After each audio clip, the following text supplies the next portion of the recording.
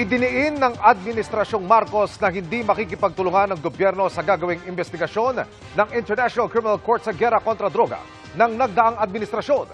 Malinaw naman anilang gumagana ang justice system ng Pilipinas kaya hindi dapat pinaghihimasukan. Nakatutok si Sergio Castillo. Hindi susuportahan ng Marcos administration ang investigasyon ng International Criminal Court o ICC sa war on drugs ni dating Pangulong Rodrigo Duterte. Giit yan ng Solicitor General na naging Secretary of Justice sa Administrasyong Duterte.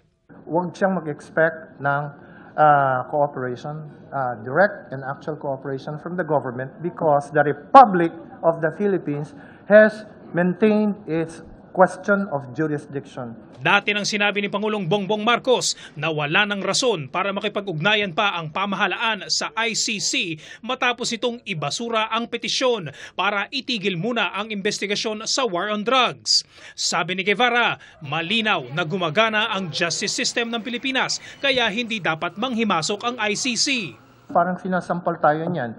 It's an admission when somebody says that the ICC should take over the investigation. That is also an indirect way of saying na ang ating legal and judicial system is not effective.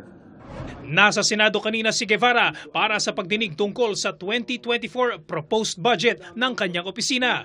Ayon kay Guevara, kahit hindi makipagtulungan ang gobyerno sa ICC, karapatan pa rin ng bawat Pilipino na makipag-ugnayan sa International Court.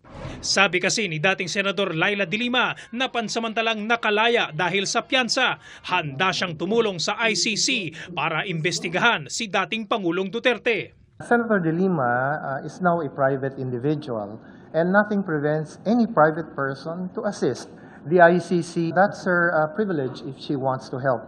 Para sa GMA Integrated News, Cedric Castillo, Nakatutok, 24 Oras. Mga kapuso, samahan nyo kaming tumutok 24 oras. Bisitahin at mag-subscribe sa GMA Integrated News sa YouTube. Sa mga kapuso abroad, bisitahin ang GMA Pinoy TV at www.gmanews.tv.